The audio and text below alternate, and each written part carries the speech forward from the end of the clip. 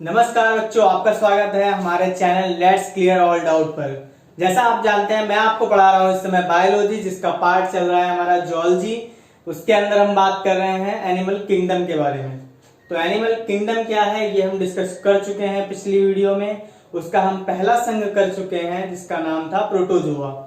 Protozoa हमने discuss कर लिया था, क्या है उनके फीचर्स, कौन कौन से एग्जाम्पल हैं, ये सब चीजें हमने पिछली वीडियो में अपने डिस्कस कर ली थी। जिसने उस वीडियो को नहीं देखा जाकर देखें, हमारे चैनल को सब्सक्राइब करें। चलिए आज हम दूसरे संघ पे चलेंगे जिसका नाम है पोरीफेरा। तो चलिए देखते हैं पोरीफेरा। तो आज का हमारा संघ जो है, फाइलम जो है, उसका नाम है संघ पोरीफेरा।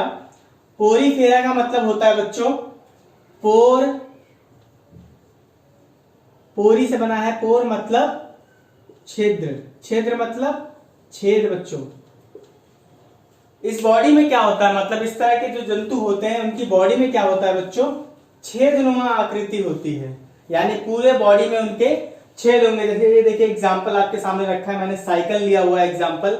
इसके पूरे बॉडी में छेदनुमा आकृति होती है, जिसके द्वारा बच्चों ये क्या करते हैं, इनके अंदर पानी जाता है, पानी के अंदर कई सारे छोटे ऑर्गेजन जाते हैं जो इसको ये खा कर क्या करते हैं, अपना पेट भरते हैं, साथ में ही साथ अपना ये एक तो क्या हुआ इनका बेनिफिट छेदों से, यहीं से ये श्वास लेंगे, यहीं से ये खाना खाएंगे। और ऊपर ऑस्कुलम दिख रहा होगा आपको ये स्ट्रक्चर, ये देखिए ये वाला जो स्ट्रक्चर दिख रहा है, यहां से ये अपने जो वेस्ट मटेरियल है उसको बाहर निकाल देंगे। तो ये देखिए इनकी पूरी बॉडी जो है, एक एग्जांपल है इसका साइकिल। इसकी जो पूरी बॉडी है, इसके पूरी बॉडी में देख पा रहे हैं आप, ये छेद हैं और इनके ये स्पाइन्स होते हैं, स्पाइकल्स होते हैं जो कि सपोर्ट करते हैं इनको स्टेबल रहने में। नीचे ये एक स्पॉन्ज लाइक से अटैच होते हैं सरफेस से, सतह से ये बंधे हुए होते हैं, मूवमेंट नहीं करते।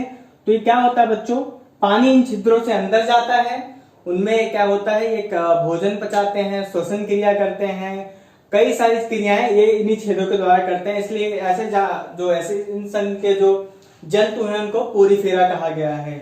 यानी पूरे बॉडी के अंदर छेदनुमा शेप होती है इनकी पूरी। अब देखते हैं सबसे पहले कि पोरीफेरा शब्द किसने दिया था। तो बच्चों सबसे पहले पोरीफेरा शब्द जो 1825 में रॉबर्ट ग्रांट ने दिया था। किसने? रॉबर्ट ग्रांट ने दिया था। अब बात करा जाए, इसको स्पंज लाइक स्ट्रक्चर भी कहा जाता है। क्यों बच्चों स्पंज लाइक? क्योंकि आप देख पा रहे हैं इस स्ट्रक्चर में, अगर मैं इसको प्रेस करूंगा तो इसमें से पानी निकलेगा ऊपर से ऑस्कुलम से। हालांकि ये अपने साथ ही ये क्रिया करते हैं। अगर मैंने स्ट्रक्चर को पकड़ा, ऐसे प्रेस किया तो उसमें से ऊपर से पानी निकलेगा, मतलब स्पंज, जैसे स्पंज रसगुल्ला होता है, उस रसगुल्ले से रस निकलता है, सेम नुमा इसी की बॉडी भी, इसकी बॉडी भी होती है। तो चलिए देखते हैं। जैसे कि मैंने बताया, ये संपूर्ण छिद्र नुमा इनकी शरीर होती है, पूरे शरीर में छिद्र पाए जाते हैं, बहुकोशिकीय होते हैं, यानी एक कोशिका के नहीं बने होते। अभी हमने प्रोटोजोआ डिस्कस किया था, जैसे कि मैंने बताया था आपको कि वो सारे जितने जो उसमें जंतु पाए जा रहे थे वो कौन सी कोशिकाओं से बने हैं, एक कोशिका से बने हैं। और ये कौन सी कोशिकाओं से? सीधी सी बात देख रहे हैं आप, इतना बड़ा स्ट्रक्चर है तो बहुत सारी कोशिकाओं से मिलकर ही बना होगा। अब देखें बच्चों, अगला पॉइंट है इसका, देह भित्ति में नाल प्रणाली होती है। अब आप बोलोगे सर जी ये नाल प्रणाली क्या है, मतलब कैनाल सिस्टम क्या है? तो बच्चों कैनाल सिस्टम, इसके अंदर मान लीजिए, जैसे मैं अभी दिखाता हूं आपको, मान लीजिए इंटरनल बॉडी है, तो इसके अंदर आपके ऐसे ऐसे स्ट्रक्चर पाए जाएंगे, इस टाइप का स्ट्रक्चर पाया जाता है, जिनसे ये क्या करते हैं, पानी को एक्सक्रीट करने में यानी बाहर निकालने में मदद करते हैं। इसलिए इनके अंदर कैनाल सिस्टम प्रेजेंट होता है। अब बच्चों अगला बात करें, भोजन का पाचन अंतःकोशिकीय द्वारा। जैसा कि मैंने बताया, अंतःकोशिकीय मतलब अंदर जो कोशिकाएं पाई जा रही हैं ये कैनाल्स के अंदर, वो कोशिकाएं ही इनका जो पाचन क्रिया है यानी भोजन को पचाने में जो मदद करेंगी।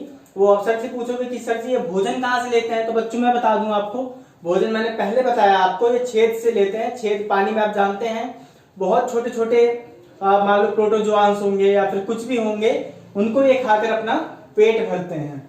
और बच्चों बात करें, संवेदी तथा तंत्रिका तंत्र का अभाव होता है। अब ये संवेदी और तंत्रिका तंत्र यानी सेंस ऑर्गन, अब बोलोगे सेंस ऑर्गन और ये सर जी तंत्रिका तंत्र क्या है, मतलब इनके अंदर सेंस नहीं होता। सेंस नहीं होता मतलब अगर कोई जंतु बाहर बगल से जा रहा है तो उनके अंदर इतना सेंस नहीं कि वो मेरे लिए डेंजरस है या मेरे लिए हेल्पफुल है। जैसे हम हैं, हमारी तरफ कोई काट रहा है तो हम उसको तुरंत भगा देते हैं। मान लो चींटी ने काटा हमें, हमारे पास सेंस हमारे ब्रेन को कनेक्ट करता है जिससे हम उसको तुरंत हटा देते हैं। लेकिन इनके अंदर ऐसा नहीं, क्योंकि इनके अंदर तंत्रिका तंत्र का अभाव पाया जा रहा है। इस चक्कर में इनके अंदर ऐसी एक्टिविटी नहीं होती है। अब बच्चों प्रजनन मतलब ये अपने पीढ़ी को कैसे बढ़ाते हैं, सेक्स कैसे होता है, रिप्रोडक्शन प्रोसेस कैसे होती है, तो ये लैंगिक और अलैंगिक होती है। लैंगिक मतलब दो पार्टनर्स मिलके, यानी दो पार्टनर्स मिलके करेंगे, और लैंगिक मतलब जो बॉडी से ही हो जाए। ठीक है सर जी। अब बात करते हैं निषेचन आंतरिक मतलब रिप्रोडक्शन प्रोसेस के बाद आपका क्या होता है, जो निषेचन यानी जब मेच्योर यानी अगले नेक्स्ट जनरेशन के लिए जो बनता है इनका बेबी, जो हो मान लो नेक्स्ट जनरेशन के जो बेबी जनरेट हो उसका फर्टिलाइजेशन मतलब सीधी सी बात है, पहले ओवम बनेगा, उसके बाद एग बनेंगे, मतलब एग ओवम एक साथ आएंगे, उसके बाद क्या करेंगे, कनेक्ट होंगे, उससे इनका जो मेच्योर होते हैं ये उस प्रोसेस जो होती है वो शरीर के अंदर होती है। कहाँ होती है बच्चों, शरीर के अंदर होती है। तो ये था टोटल हमारे पोरीफेरा के बारे में। तो इसका एग्जांपल, एक बेस्ट एग्जांपल है साइकन। साइकन को आप जान सकते हैं, देखिए इसके अंदर जो ये छिद्र पाए जाते हैं इसको कहा जाता है डर्मल ओस्टिया, मतलब त्वचा पे पाए जाने वाले ओस्टिया, और ऊपर जो स्ट्रक्चर पाया जाता है जिससे पानी बाहर निकलता है इसको कहा जाता है ऑस्कुलम। ये क्वेश्चन पूछा गया है आपको कि ये ऑस्कुलम और ऑस्ट्रिया किस तरह के संघ के जंतुओं में पाए जाते हैं, तो आप लिख के आएंगे पोरीफेरा। अब चलिए बच्चों बात करते हैं अपने संघ, तीसरा संघ है हमारा सीलेंट्रेट या फिर निदेरिया या फिर नाइडेरिया। इसको इंग्लिश में बोला जाता है सेम सीलेंट्रेटा या फिर नाइडेरिया, ये बोला जाता है इसको इंग्लिश में भी।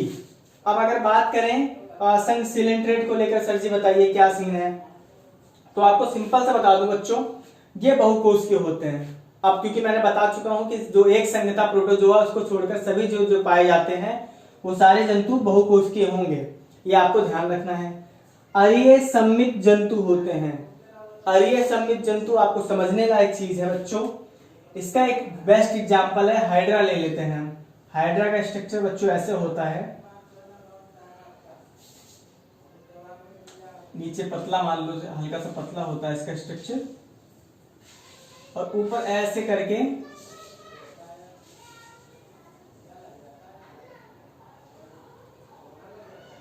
पाया जाता है इसका स्ट्रक्चर। अब पूछोगे सर जी ये सरफेस से ऐसे लगे रहते हैं, अब पूछोगे सर जी ये अरीय सम्मित जंतु क्या होते हैं, तो बच्चों अरीय सम्मित जंतु आपको बता दूं मैं, देखिए काटने पर, मान लो मैंने 20 से काट दिया तो ये दो बराबर भागों में बट गए। कितने भागों में बच्चों, दो बराबर भागों में बट गए, तो क्या कहलाएंगे, अरीय सम्मित जंतु, या इसे क्या कहेंगे, इसको क्या कहेंगे, अरीय सममित जंतु। बच्चों इंग्लिश में इसको कहेंगे रेडिकल, इसको कहेंगे सिमेट्री। ठीक है बच्चों, रेडिकल सिमेट्रिक एनिमल।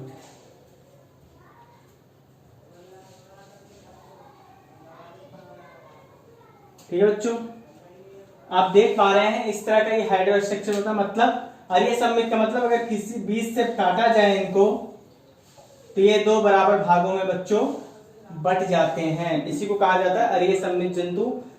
पिछले साल क्वेश्चन में पूछा भी गया था कि अरीय सम्मित जंतु किसे बोला जाता है। तो बच्चों देखिए, अब देखिए हमने दो चीज डिस्कस कर ली, बहुकोषीय होते हैं, अरीय सम्मित होते हैं। अब देखते हैं बच्चों कुछ जातियां जो इनकी सीलेंट्रेट की कुछ जातियां हैं जो बच्चों को किस में पाई जाती हैं, स्वच्छ जल में। स्वच्छ जल का मतलब क्या, तो तालाब में पाई जाएंगी, झील में पाई जाएंगी, जहां स्वच्छ पानी है वहां पे पाई जाती हैं इनकी कुछ जातियां, जैसे कि हाइड्रा। ये रहा एग्जांपल हाइड्रा, इसका नाम लिख दे रहा हूं मैं आपके सामने, हाइड्रा। और कुछ जो अधिकांश जो इस संघ की अधिकांश जातियां कहां पाई जाती हैं, खारे पानी के अंदर। खारा पानी जैसे समुद्र के अंदर, कहां बच्चों, समुद्र के अंदर, जैसे कि जेलीफिश। अब अगले पॉइंट की बात करते हैं, शरीर संपूर्ण कार्य ऊतक के द्वारा होता है। शरीर का संपूर्ण कार्य ऊतक के द्वारा। पिछले जो पोरीफेरस संघ था बच्चों, उसमें ऊतक का अभाव होता है, मतलब ऊतक किसे कहते हैं पहले ये देख लेते हैं। मान लीजिए ये सेल है, आई होप आप सबको दिख रहा होगा, ये सेल है, ये न्यूक्लियस पाया गया मान लीजिए, ठीक है बच्चों। तो ये हमारी एक कोश की है। अब आप इसी से ये बहुकोश के शब्द भी आपको क्लियर हो जाएगा। तो इसी के साथ कई सारी अटैच होकर सेल्स बनाती हैं, ये हो गए बहुकोश के। अब सर जी कहोगे बहुकोश के तो बता दिया, अब ऊतक भी बता दो। तो ऊतक बच्चों, अगर एक तरह की सेल, जैसे मान लो मेरी ब्रेन सेल है, तो ब्रेन सेल क्या काम करेंगे। अब मैं ब्रेन सेल को बोल दूं चलो भैया तुम ब्लड रोकने का काम करो, वो नहीं करेंगे, क्योंकि वो काम किसका है, प्लेटलेट सेल का है। तो सेम यही काम, जब एक तरह की सेल एक साथ मिलकर एक स्ट्रक्चर का निर्माण करती हैं, यानी एक संरचना का निर्माण करती हैं, तो उसको कहा जाता है बच्चों ऊतक। क्या कहा जाता है बच्चों, ऊतक। और बहुकोश के किसे कहा जाता है, जब बहुत सारे सेल मिलकर एक बड़े से जंतु का निर्माण करें, उसको बहुकोश के कहा जाता है। और जब एक ही तरह की सेल बनकर एक सेम काम करें तो उसको ऊतक कहा जाता है। समझ रहे हैं बच्चों। तो ये क्या है, इनमें सारा काम किससे होता है, ऊतक के द्वारा, यानी हर एक काम के लिए हर एक स्पेसिफिक ऊतक पाया जाता है इनके अंदर। अब बच्चों ये हो गया, शरीर द्विस्तरीय होता है। द्विस्तरीय मतलब डिप्लोब्लास्टिक। अब बच्चों डिप्लोब्लास्टिक समझते हैं। डिप्लोब्लास्टिक यानी द्विस्तरीय का मतलब, अगर मैं मान लो ये हाइड्रा था मेरा, अगर मैं इसको यहां से काट देता हूं और इसको गोल गोल, क्योंकि बेलनाकार है तो उनको गोल देखने की कोशिश करते हैं। मान लो मैंने इतना पार्ट काट दिया और इसको ऐसे घुमा के देखते हैं, तो इस तरह का आकृति होगी इसकी, ठीक है बच्चों। मैंने इसकी बॉडी काट दी है बीच से। अब देखिए इसके अंदर इस तरह का स्ट्रक्चर बनेगा, ठीक है बच्चों।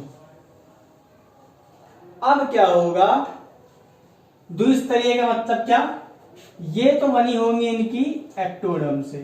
किससे बच्चों, एक्टोडर्म से। और ये चीज बनी होगी इनकी एंडोडर्म से। किससे बच्चों, एंडोडर्म से। आप देख पा रहे हैं, जिसका निर्माण भ्रूण में एक्टोडर्म व मीजोडर्म से मिलकर बना होता है, उसको द्विस्तरीय जंतु कहा जाता है। क्या कहा जाता है बच्चों, जिसका निर्माण दो सेल से मिलकर, मतलब एक्टोडर्म और एंडोडर्म से मिलकर बना होता है, उसे क्या कहा जाता है बच्चों, अपना द्विस्तरीय जंतु यानी डिप्लोब्लास्टिक कहा जाता है। ठीक है बच्चों, इन दोनों को कंबाइन करके हम लिख सकते हैं डिप्लोब्लास्टिक या फिर द्विस्तरीय। आप देख पा रहे हैं बच्चों, इस तरह का स्ट्रक्चर पाया जाता है। इसे कहते हैं हम, इसके अंदर कैनाल्स वगैरह प्रेजेंट होंगी, जो कि क्या नाम है, पाचन क्रियाओं में भाग लेंगी। कई सारी चीज ये सील बोलते हैं इसको, इसमें प्रेजेंट होती हैं। अब चलिए देखते हैं आगे अपने नेक्स्ट पॉइंट पर। हम अपने, आई होप आपको द्विस्तरीय क्लियर हुआ हो गया। अब क्या होता है बच्चों, इनका जो जंतु का आकार होता है वो बेलनाकार होता है। बेलनाकार का मतलब, बेलनाकार का मतलब गोल। ठीक है बच्चों, जंतुओं का जो आकार होता है वो बेलनाकार होता है। और कभी कभी कुछ छातेनुमा होते हैं। अब कहोगे सर जी छातेनुमा कौन, तो बच्चों छातेनुमा आपकी होती है जेलीफिश। और बेलनाकार आप जानते हैं, मैंने दे दिया एग्जांपल हाइड्रा। देख रहे हैं बच्चों, आपकी जेलीफिश किस तरह होती है, छातेनुमा आकृति। और आपका ये जो हाइड्रा है वो किस तरह होता है बच्चों, बेलनाकार आकृति का। तो आप देख पा रहे हैं, स्ट्रक्चर से भी आप कंफर्म हो रहे हैं। आपको आई होप सब कुछ समझ में आ रहा है। अगर समझ में नहीं आ रहा तो आप कमेंट करके बताइएगा मुझे, नेक्स्ट टाइम मैं और इम्प्रूव करने की कोशिश करूंगा। अब देखते हैं अगला जो पॉइंट है, इसका जो सबसे मेन पॉइंट है बच्चों, इनमें पुनरुद्भवन की क्षमता तीव्र होती है।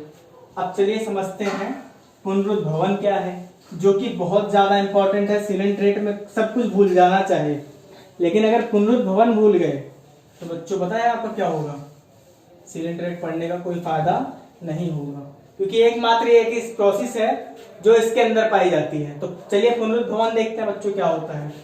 पुनः रुद्ध भित्त कह लो या फिर कह लो रीजेनरेशन। अब कहोगे सर जी रीजेनरेशन सुना सुना तो लग रहा है, बच्चों बिल्कुल सुना सुना लग रहा होगा। पुनरुद्भवन है मतलब पुनः मतलब दोबारा, है ना बच्चों। रुद्रभित मतलब बनना, दोबारा बनना। समझ में नहीं आ रही सर बात, क्या कहना चाह रहे हो आप? तो देखो बच्चों, यदि मैं मान लो आपका हाथ काट दूं, क्या होगा? आपका हाथ दोबारा नहीं आएगा।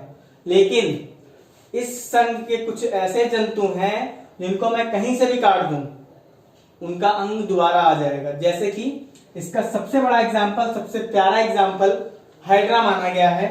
हाइड्रा ले लिया हमने, चलो हाइड्रा ले लिया बच्चों, ठीक है।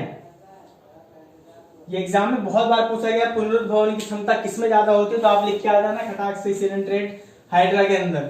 तो बच्चों रीजनरेशन से भी आज समझ, री मतलब दोबारा, जनरेट मतलब बनना, जनरेट होना, ठीक है बच्चों। ये हाइड्रा है मेरा, मान लो ये घूमते घूमते चल दिया समुद्र के अंदर, ये जा रहा था घूमने। अब घूमते घूमते किसी से इसकी मुलाकात हो गई, मुठभेड़ हो गई, और भैया को मारा एक पंच और यहां से गया कट, घर पे गए। इतनी इतनी तेज क्षमता होती है इनकी कि ये जब तक अपनी मम्मी को बताने जाएंगे तब तक ये पूरे बन जाएंगे। समझ रहे हो बच्चों? इनकी पुनरुद्भवन की जो क्षमता होती है वो इतनी ज्यादा होती है कि मान लो अगर मैंने इनको यहां से काट दिया मार लड़ाई में, तो ये घर जाते जाते जब तक अपनी मम्मी को बताने जाएंगे जब तक क्या होगा, इनका शरीर का निर्माण पूरा हो चुका होगा। इतनी तेज इनकी पुनरुद्भवन की क्षमता होती है बच्चों। इसके बारे में हम, यही प्रोसेस है, जो भी सेल कहीं से भी कटे और दोबारा वहीं से जनरेट होकर नया स्ट्रक्चर बना ले। नया स्ट्रक्चर का मतलब दो चीजें हैं बच्चों, कंफ्यूज मत होना आप। एक तो अमीबा है, अमीबा का मतलब ये होता है, अमीबा मान लो कैसा भी, उसका कोई शेप नहीं होता, ठीक है बच्चों। मान लो ये अमीबा है, ठीक है। इसको तो जितने पार्ट में काट दोगे आप, हर एक पार्ट नया स्ट्रक्चर बना लेगा। हर एक पार्ट मतलब एक नया नया नया नया नया, समझ रहे बच्चों।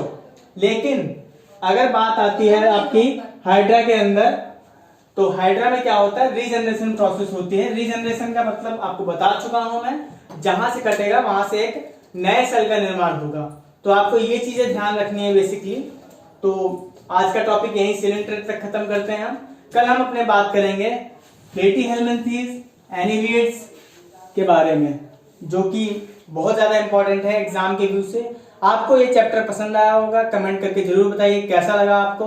अगर आपके पास कोई आसपास कोई पढ़ने वाले बच्चे हैं, उनको शेयर करिए, हमारे चैनल को सब्सक्राइब करिए। नया चैनल है, प्यार दीजिए अपना। तब तक के लिए धन्यवाद, मिलते हैं अगली क्लास में।